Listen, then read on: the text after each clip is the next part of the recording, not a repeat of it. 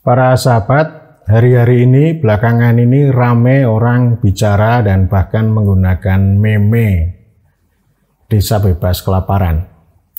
Sebuah frasa yang menjadi bagian dari branding SDGs desa bersama dengan frasa ini ya, desa bebas kemiskinan. Setiap orang pasti pernah lapar, apalagi kalau puasa pasti lapar. Kelaparan ini berarti hal ehwal orang lapar. Atau laparnya ini tidak disengaja kali ya. Atau memang laparnya ini lebih sering. Dan tentu kelaparan seperti halnya kemiskinan itu menjadi keprihatinan. Itu menjadi bagian dari tragedi manusia. Dan kita punya konstitusi yang menegaskan bahwa fakir miskin dan anak-anak terlantar, tentu mereka pasti lapar, itu dipelihara oleh negara.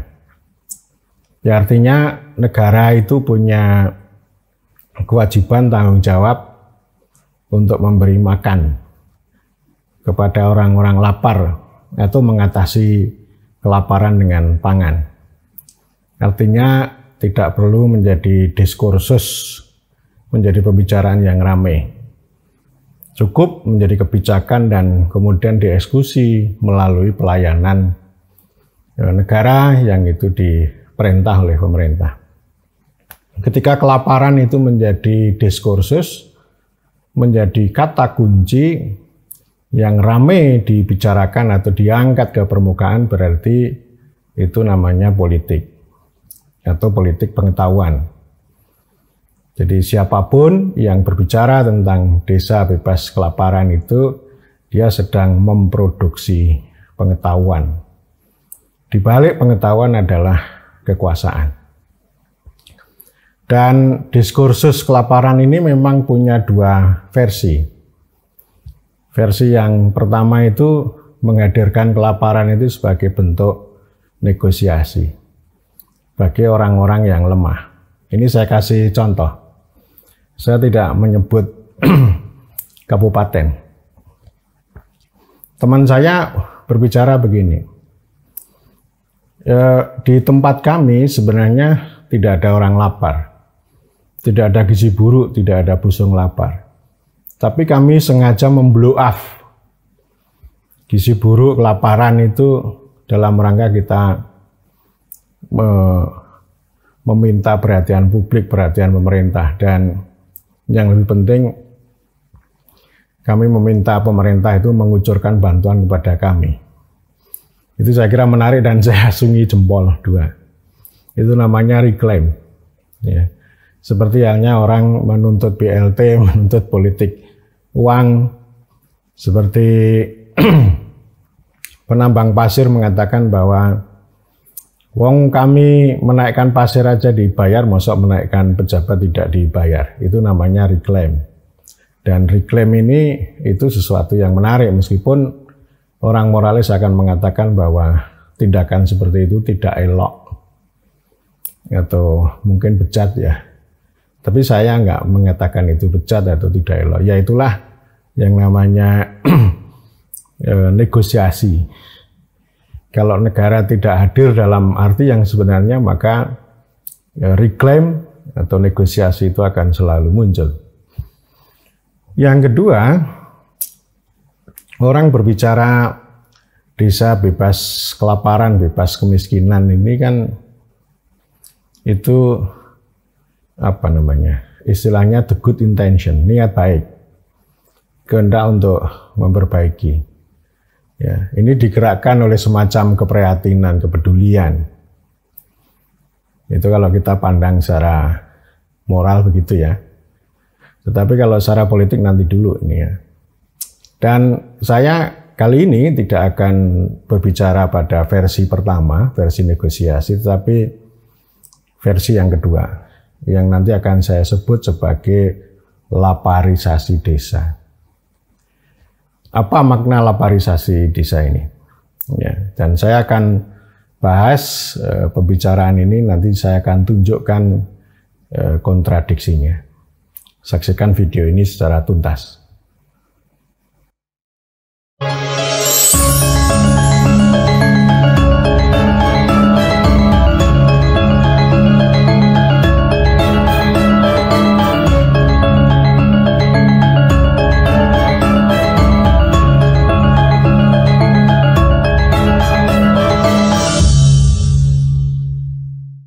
Agar ilmiah dan dituding tidak ngawur, saya akan mengkaitkan diskursus desa bebas kelaparan ini dengan membaca napak tilas sebuah buku yang ditulis oleh Nick Hulleter.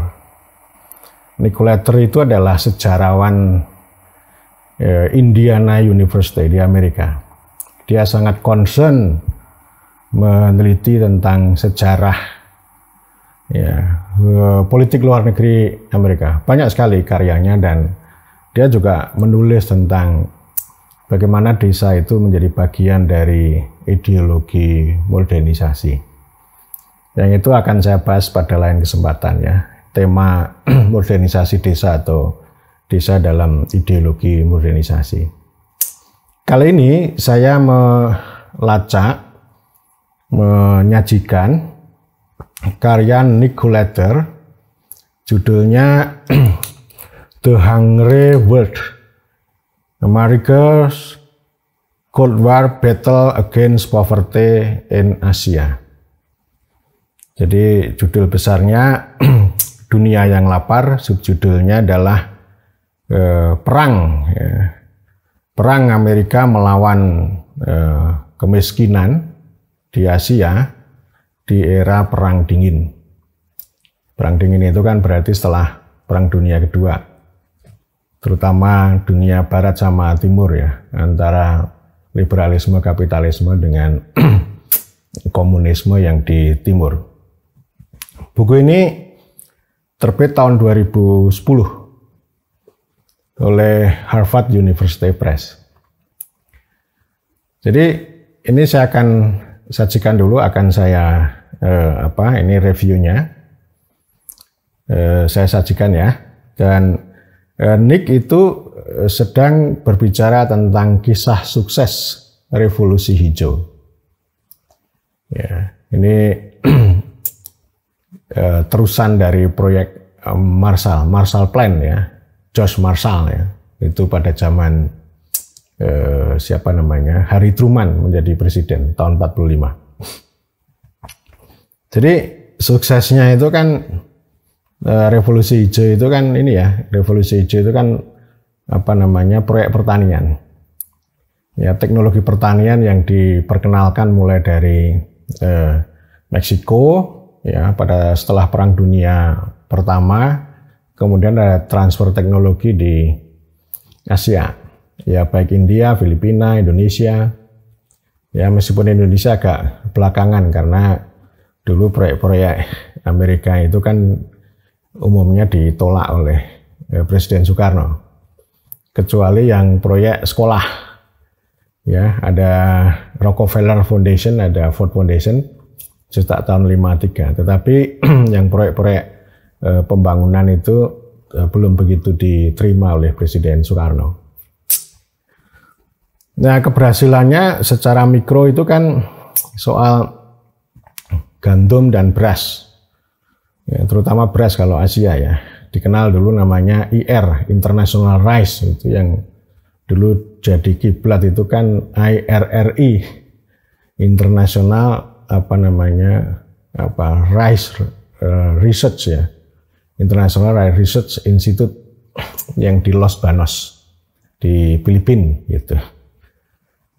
Nah, kita mengenal padi IR dan memang ya kita termasuk berhasil ya dari sisi mengatasi kelaparan, terutama sejak transformasi perubahan dari era Soekarno ke Soeharto, dan kemudian pada tahun 84 Presiden Soeharto merayakan ini swasembada beras. yang itu di gedung di FAO di Roma ya. Ya meskipun berhasilannya di situ kan, habis itu kan banyak dikritik kontradiksi kegagalan revolusi hijau itu. Tetapi Nick itu kan tidak hanya berbicara tentang proyek itu. Di dalam narasi dia kan juga sebenarnya menceritakan kontradiksi di balik ini ya, perang Amerika melawan kemiskinan. Dan itu diletakkan dalam kerangka politik internasional, geopolitik internasional. Jadi tidak hanya sekedar berbicara tentang proyek pembangunan. Nah, yang jadi persoalan atau masalah yang dipandang secara politik kan ada 3, yang itu dianggap sebagai gangguan bagi kepentingan Amerika dan politik internasional. Pertama adalah komunisme, ya, baik itu di Cina, di Korea Utara, di Vietnam, bahkan juga Indonesia. Kemudian yang kedua adalah ini ya, revolusi nasionalisme, termasuk perang gerilya yang di Vietnam. Dan yang ketiga adalah kemiskinan dan kelaparan. Ini menggunakan teori Malthus, Robert Malthus. Jadi jumlah penduduk itu mengikuti deret ukur, pangan itu mengikuti deret hitung. Jadi tidak seimbang. Terjadi ledakan penduduk tapi pangan menciptakan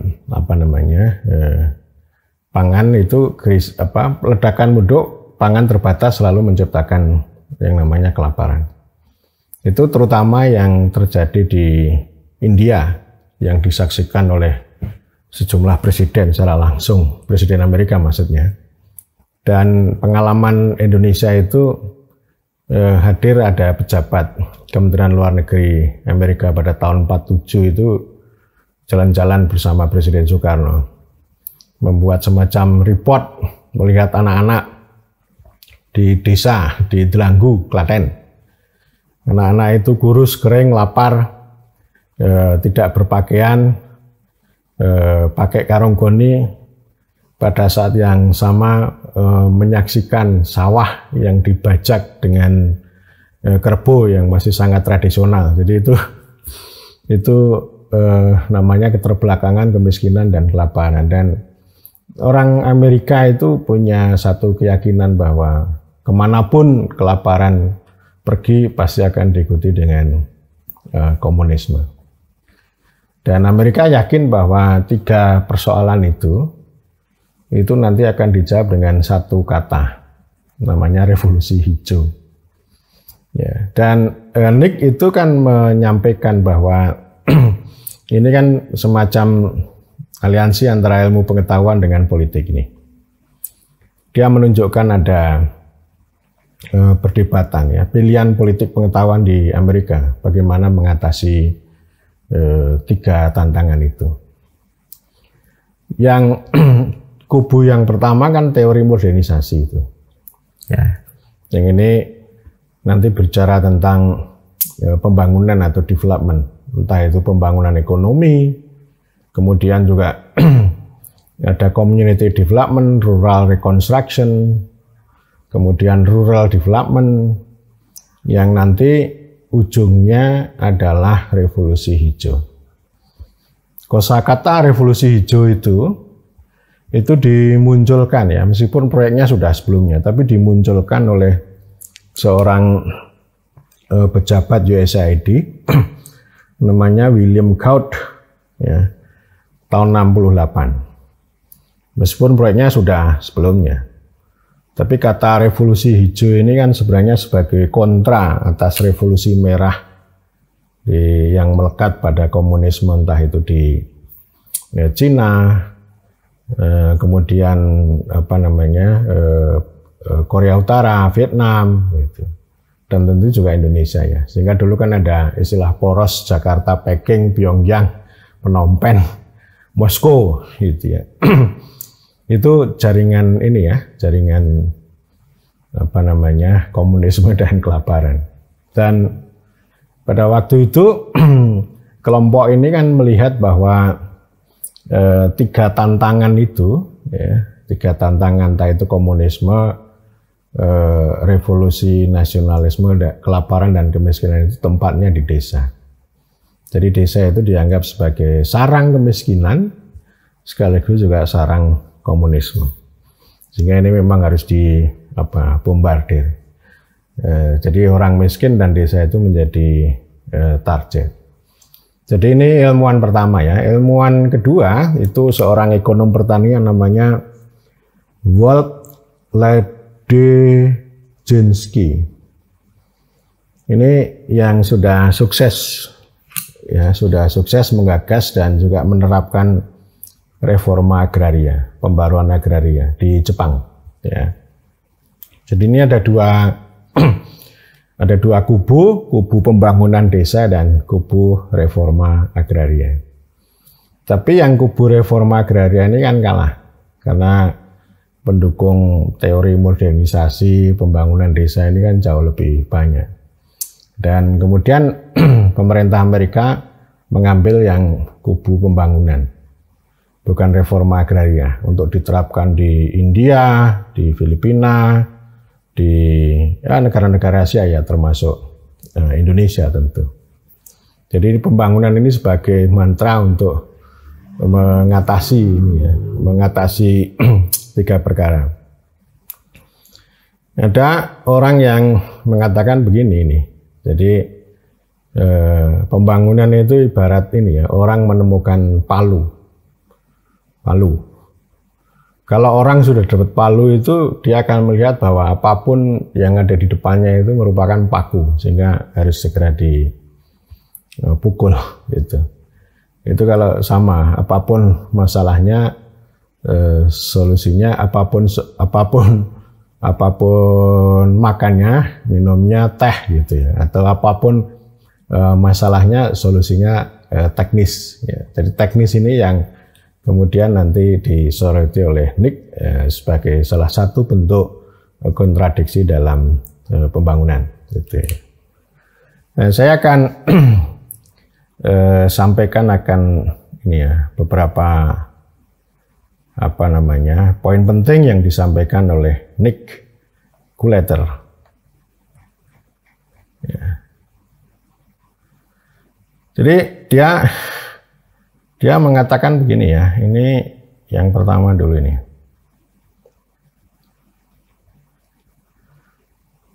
Jadi pembangunan termasuk revolusi hijau itu sebagai gaya diplomasi, politik diplomasi. Ya. Bahkan ini juga menjadi ras ketiga. Setelah perlombaan senjata dan lomba antariksa, ini pembangunan termasuk revolusi hijau ini ras ketiga. Kuleter itu mendorong para ilmuwan, terutama para sejarawan, untuk berpikir dengan cara baru. Tidak hanya tentang kontribusi sejarah praktek pembangunan, tapi juga tentang peran kalkulabilitas, ya kalkulasi, perhitungan, model, tontonan, dan narasi dalam sejarah hubungan luar negeri Amerika Serikat dengan dunia lain. Jadi ini kata kuncinya kalkulasi, model, tontonan, dan narasi. Ini cara pendekatan model Michel Foucault ya. Termasuk governmentality ini kan juga ini ya, berbicara tentang bagaimana kalkulasi rasionalitas pemerintah, termasuk dengan model-model pembangunan ya. Nah ini yang menjadi perhatian penting kan perhitungan atau kalkulasi gitu ya. Jadi Nick itu berfokus pada perakitan dan penyebaran agregat baru yang terpuji secara internasional seperti kalori, nutrisi, GNP per kapita. Jadi dia mengatakan bahwa kalkulasi itu sebagai kuasa angka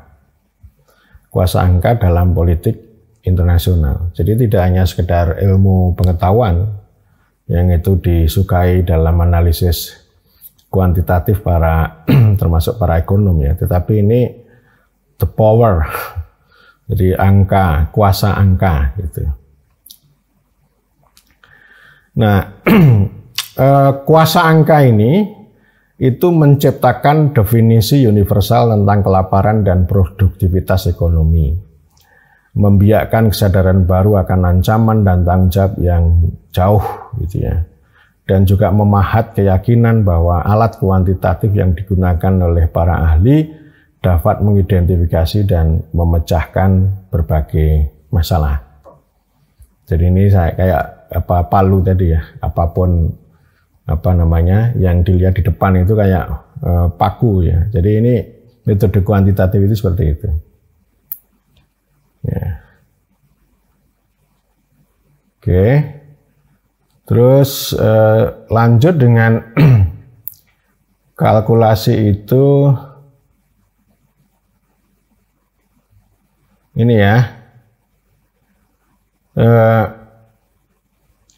Dia bilang bahwa Dick bilang bahwa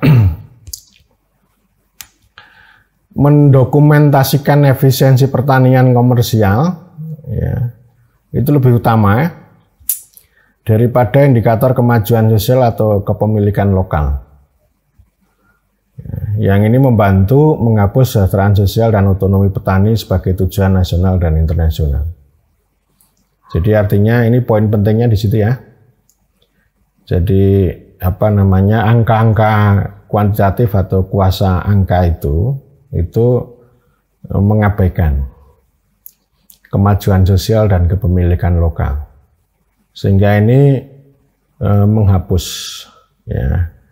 menghapus imajinasi visi kesejahteraan sosial dan otonomi petani. Sehingga kan saya sering mengatakan kalau kita ini bicara pertanian gitu, kan sebenarnya ini kan hak ehwal petani itu, subjeknya petani. Tapi kan nggak begitu, teknokrat pertanian itu kan bicara yaitu soal produktivitas, soal sawah, soal angka-angka berapa ton dan seterusnya itu. Jadi bukan martabat petani yang dibicarakan. Jika kalkulasi mengubah pengetahuan lokal menjadi data universal, maka model pembangunan memungkinkan para ahli itu untuk mengemas data ke dalam rumus yang dapat direplikasi ke seluruh dunia. Jadi ini ya itu kreasi dan itu diterima secara luas di mana-mana begitu. Ya, beda dengan politisi ya. Saya kan sering mengingatkan para politisi, terutama DPRD. Para politisi itu harus bicara petani. Kalaupun kepala Bapeda, kepala dinas pertanian itu berbicara pertanian, bicara pangan, kemudian bicara produktivitas, nutrisi, gizi dan sebagainya. Tapi kalau politisi harus berbicara tentang petani. Itu sama dengan Kang Deddy Mulyadi, anggota DPR ya, mantan Bupati Purwakarta ya, yang berbicara bahwa petani itu ya warga yang paling ikhlas kepanasan, ikhlas kena lumpur, ikhlas macam-macam lah ya, termasuk ikhlas tidak mengalami kesulitan untuk memperoleh pupuk gitu ya. Jadi pupuk aja jadi masalah gitu. Jadi kadang-kadang kontradiksinya kan di sini, orang mengejar produksi tapi pupuknya nggak ada. Petani mengalami kesulitan pupuk, dan diskursus tentang kesulitan pupuk itu kan ada di mana-mana. Setiap saya ketemu petani, ketemu pegiat petani, bahkan ketemu politisi, ini sering muncul. Ya, jadi lalu apa gunanya kita punya master plan yang namanya pertanian itu ya, yang hebat-hebat itu. Tapi kalau petani aja memperoleh pupuk aja mengalami kesulitan.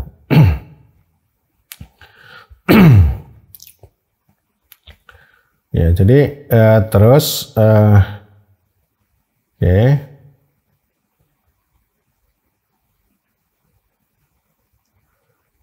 ini kalimatnya begini.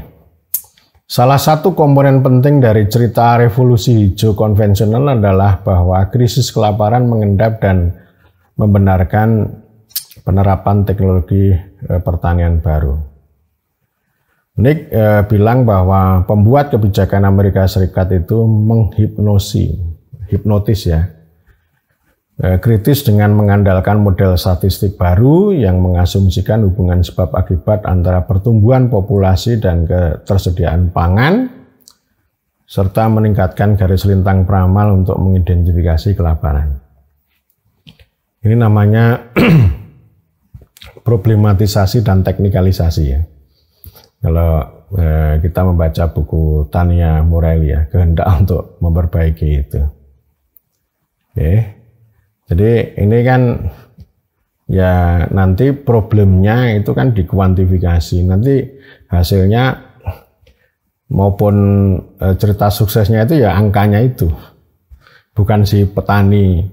Apakah dia petani itu menjadi lebih baik atau enggak, itu enggak penting itu. Yang penting itu angka-angka produksi pertanian. Ya.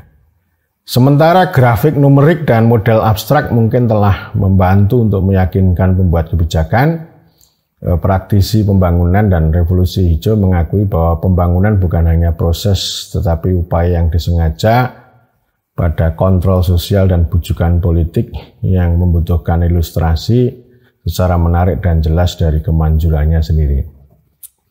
Jadi namanya politik pengetahuan pembangunan ya. Dan itu juga menegaskan bahwa pembangunan itu menjadi alat politik untuk mendisiplinkan Asia. Supaya itu menciptakan political order dunia ya.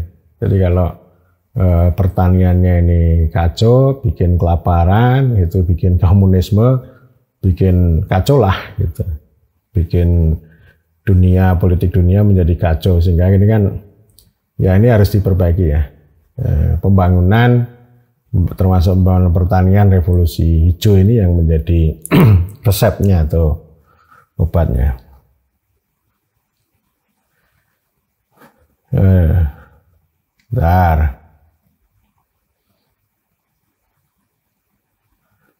Perhitungan atau kalkulasi model dan tontonan itu pertunjukan ya. Bagi Nick Guletter,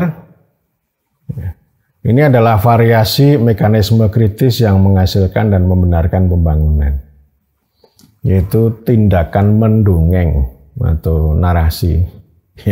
Jadi termasuk orang membuat narasi yang ndaki-ndaki diri-diri ilmiah tentang kemiskinan, nanti angka-angkanya itu ya, itu dibuat, itu didongengkan. Ini masalah, ya, jadi masalah itu nanti obatnya ya revolusi hijau itu. Ya. Oke. Kemudian,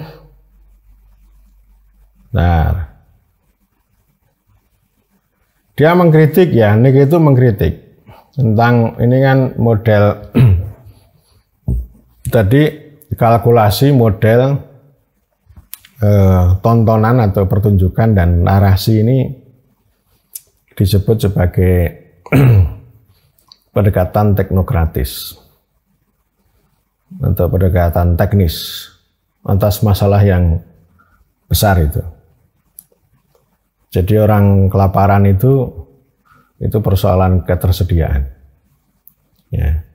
Dan Nick Guletter itu mengutip pendapat ekonom hebat India, Amartya Sen ya, yang pernah menulis Development is Freedom gitu ya.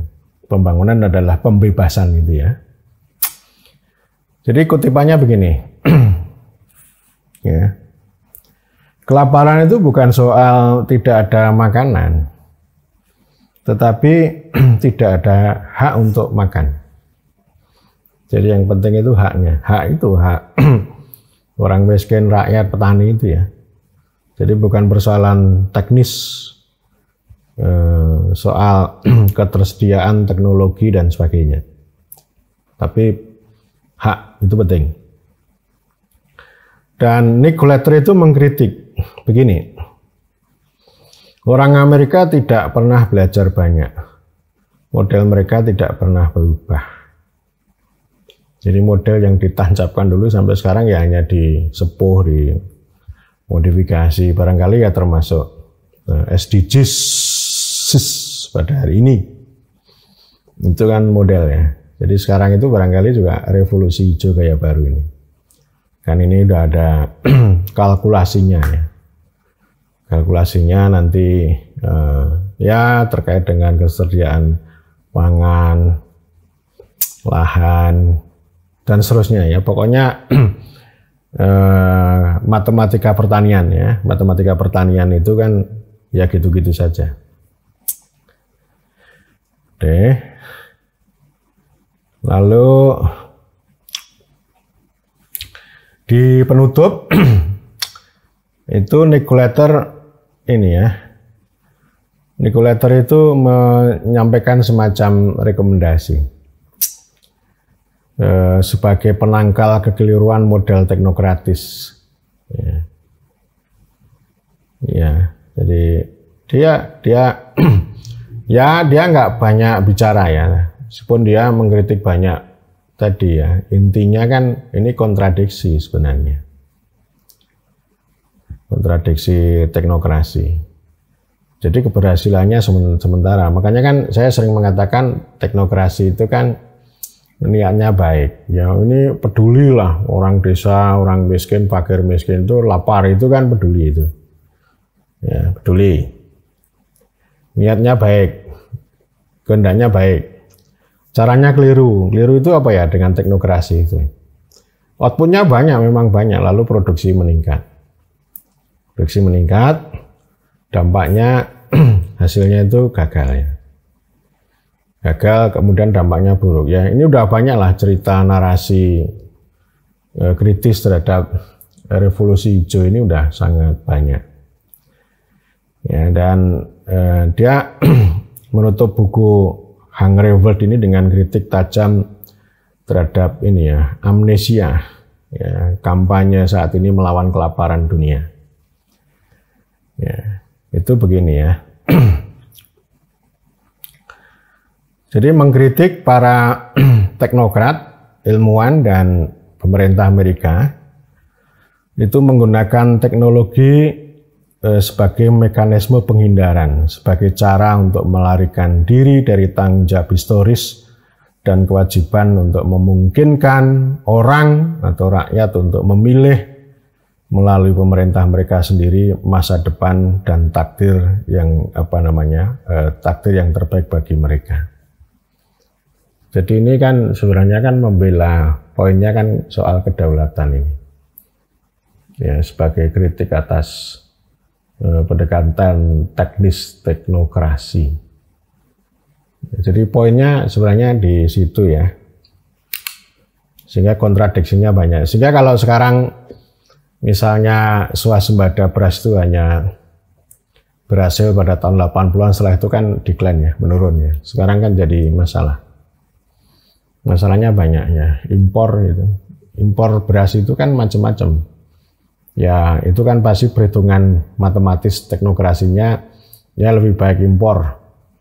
Kan tidak perlu tidak perlu ngurus pupuk, bibit, memberdayakan petani. Cukup beli aja di Vietnam gitu ya.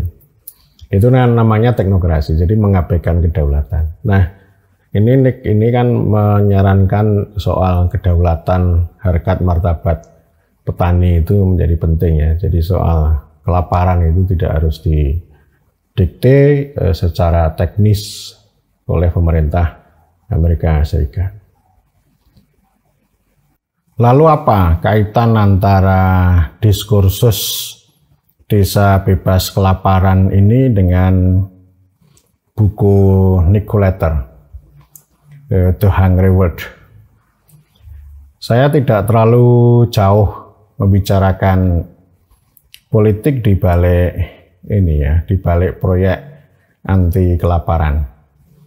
Kalau Nick kan menghubungkan perang melawan kemiskinan dan kelaparan itu menjadi bagian dari strategi geopolitik Amerika untuk menghapus atau melawan ya komunisme dan revolusi nasionalisme.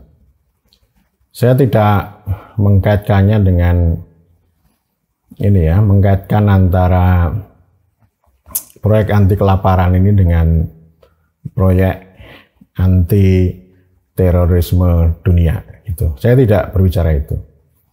Tetapi saya berbicara tentang politik teknokrasi yang kemudian saya kasih nama laparisasi desa. Laparisasi desa ini ciri khas politik teknokrasi. Maksudnya ini problematisasi lalu teknikalisasi. Problematisasi itu artinya mengkonstruksi ya, dengan berbagai perhitungan termasuk kalkulasi secara kuantitatif, secara statistik bahwa ada krisis pangan, krisis gizi, nanti implikasinya pada gizi buruk, stunting dan sebagainya ya. Itu diproblematisasi. Dengan cara melakukan problematisasi lalu menandai bahwa desa itu sedang diancam oleh kelaparan, maka membuat resep secara teknis dengan kenyangisasi gitu ya. Jadi problematisasinya bernama laparisasi, lalu solusi teknisnya adalah kenyangisasi. Ya, dengan ketersediaan pangan, gizi, nutrisi dan sebagainya lah, nanti ada perhitungannya. Dan di balik itu sebenarnya adalah kuasa teknokrasi itu. Jadi kuasa teknokrasi itu target. Ini menghegemoni gitu ya. Jadi teknokrasi itu menciptakan kuasanya dengan problematisasi bernama laparisasi dan teknikalisasi dengan kenyangisasi. Jadi ini namanya jenis governmentality. Ini kuasa teknokrasi ini. Ya, saya nggak usah ngomong tentang politik anti terorisme, enggak. Ini politik teknokrasi, dan politik teknokrasi itu kan nanti juga paralel dengan proyek dana desa.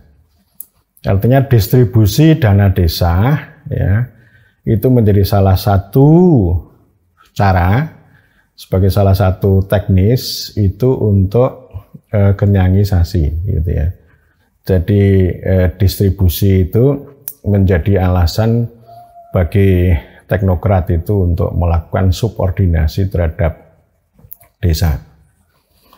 Jadi desa itu menjadi target ya, sama dengan Nick ya. Desa itu target, petani rakyat itu target teknokrasi itu. Jadi nanti teknokrasi itu kan tadi ya, kalau mengikuti Nick itu kan kalkulasi, model, tontonan, dan narasi. Narasi itu sama dengan dongeng. Nanti kalau angka-angkanya, outputnya itu bagus gitu, lalu meningkat nutrisinya, pangannya bagus, itu diklaim, oh ini sukses, ini model yang sukses ini. Lalu tontonkan, menjadi pertunjukan yang bisa direplikasi gitu ya. Misalnya contoh pada beberapa desa yang dianggap sukses nanti direplikasi di tempat lain. Ini gaya teknokrasi seperti itu ya. Itu namanya teori template. Jadi tidak berbicara tentang kedaulatan petani ya, tapi pada itu tadi ya, kalkulasi, model, tontonan, dan narasi. Nanti kalau ada yang sukses, selain direplikasi itu lalu ada istilah best practices.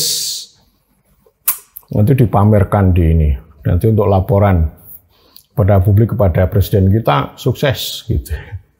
Dan itu sudah cara lama.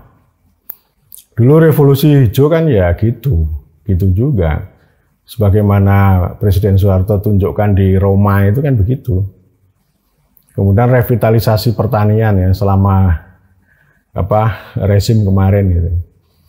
Jadi kalau proyek pertanian itu kan terus menerus gitu ya. Tapi kan ya gitu-gitu saja. Petani kan ya sama gitu. Dan ini kalau kita letakkan pada diskursus pembangunan desa, lalu kan ini menghasilkan dua sisi ini. Sisi yang pertama, bagaimana kita melihat kelaparan dari sisi desa, melihat pembangunan dari sisi desa. Kemudian yang kedua, bagaimana melihat desa dari sisi pembangunan dan dari sisi kelaparan. Ini dua sisi yang berkontestasi, ya. Nah, memang kita mengatakan bahwa pembangunan itu sudah diterima dengan baik, dan desa itu kan sudah punya tradisi lama. Apalagi masyarakat Jawa membangun desa itu sudah lama banget. Tetapi pembangunan itu kan juga politik pengetahuan, dia diskursus. Undang-undang desa itu menempatkan pembangunan itu menjadi domain bagi desa. Pemerintahan, pembangunan, kemasyarakatan, pemberdayaan itu menjadi domainnya desa ya. Artinya ini hak, kewenangan, kewajiban, tanggung jawab. Jadi kalau misalnya desa itu berbicara kelaparan, kemiskinan itu ya itu domainnya desa, bukan domainnya yang lain, bukan domainnya menteri juga gitu. Jadi kalau ada output keberhasilan, yaitu biar menjadi narasinya desa. Desa itu artinya bukan menjadi target, bukan menjadi objek, bukan menjadi lokasi, tetapi menjadi subjek. Menjadi subjek yang bisa menggunakan ya kewenangannya, pengetahuan lokalnya untuk mengatasi entah itu kemiskinan maupun kelaparan. Ya, jadi intinya kita meletakkan di situ. Saya kan kemarin juga sudah mengatakan bahwa undang-undang desa itu bukan undang-undang yang berbicara tentang hubungan antara negara dan warga. Ya, kalau hubungan antara negara dan warga itu kan undang-undang lain udah banyak. Dan itu poin penting yang mau saya katakan kan ini domain pelayanan. Jadi kalau ada orang nganggur, orang lapar, orang miskin itu adalah domain hubungan antara negara dan warga. Sudah banyak undang-undangnya. Kemudian hak, kewenangan, tugas, kewajiban pemerintah kan untuk mengatasi apa yang dialami warga itu melalui pelayanan dan perlindungan. Saya menyampaikan kritik. Jadi jangan dengan proyek pembangunan, tapi tingkatkanlah pelayanan. Sehingga ini bisa mengatasi problem kewargaan orang desa yang selama ini terjajah.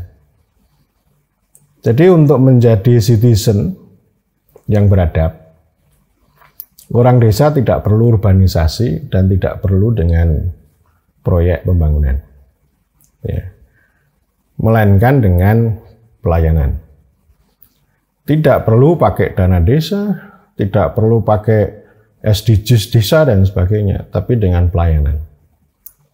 Jadi ini paradoksnya di situ, kontradiksinya di situ.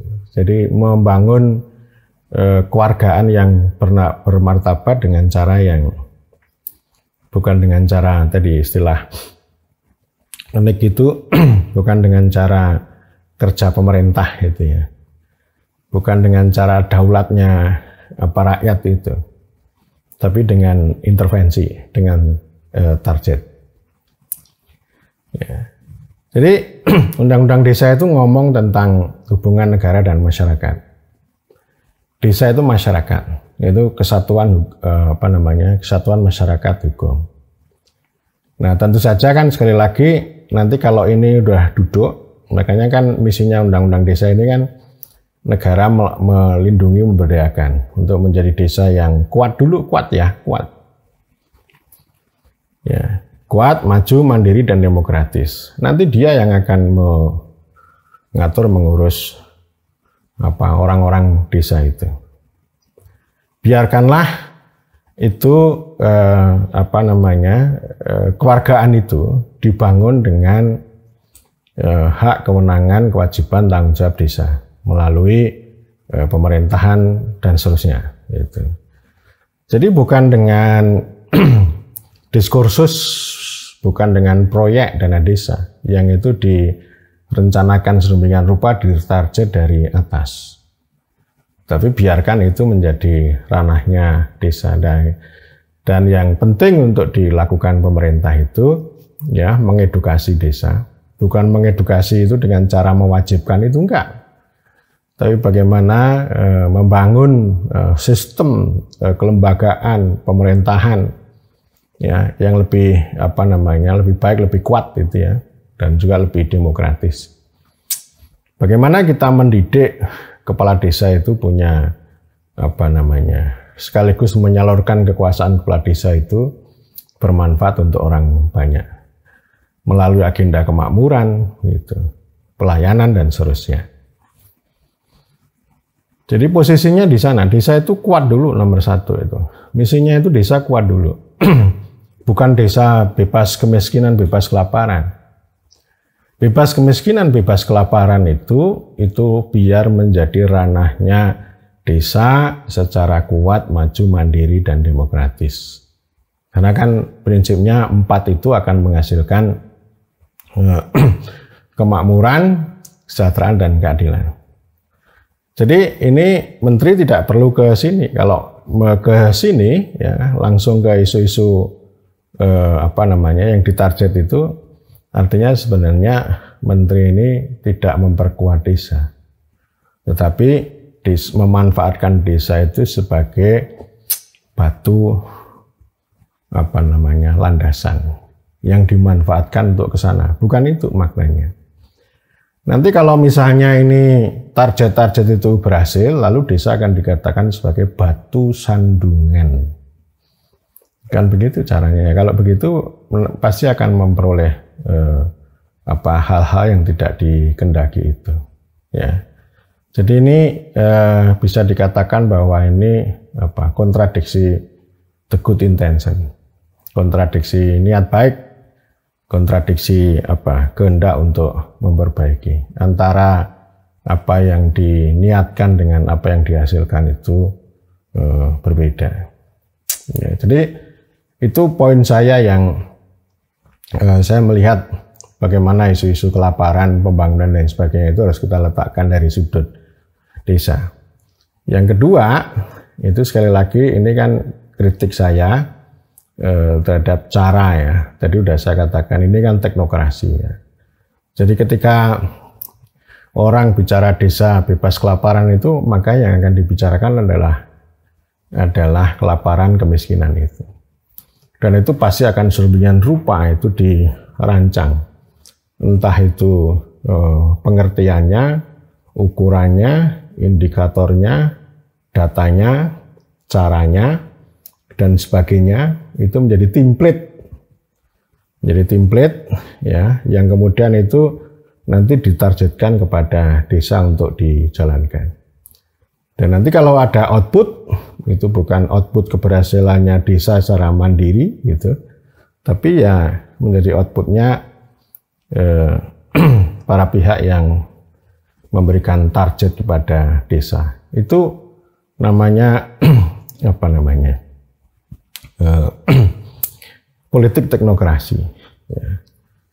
Dan jika ini kita letakkan sebagai revolusi hijau gaya baru gitu ya, desa bebas kelaparan ini, itu namanya sekedar branding aja ini.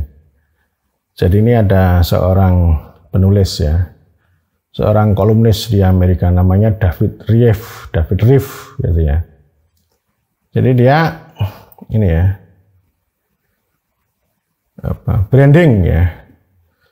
Jadi revolusi hijau itu diciptakan sebagai apa yang hari ini kita akan sebut sebagai latihan dalam branding, daripada sebagai bagian dari upaya etikat baik untuk secara sadar menggambarkan transformasi pertanian yang terjadi di dunia ini ya. Jadi itu tadi, entah revolusi hijau, revitalisasi pertanian, desa bebas kelaparan, itu namanya branding. Ya. Istilahnya merek dagang lah, merek dagang. Jadi ini laparisasi itu sakitnya, lalu kenyangisasi itu obatnya. Ya. Dan nanti akan tunggang langgang kayak begitu ya. Kemarin tunggang langgang, revolusi hijau tunggang langgang, revitalisasi pertanian tunggang langgang. Nanti ini tunggang langgang juga akan dialami oleh proyek desa bebas itu ya, bebas kelaparan dengan payung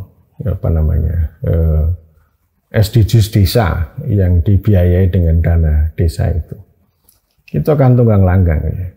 Karena itu saya selalu mengingatkan bahwa jangan terpesona pada model, itu lemah sekali itu, tapi lebih baik kita itu pada pelayanan ya.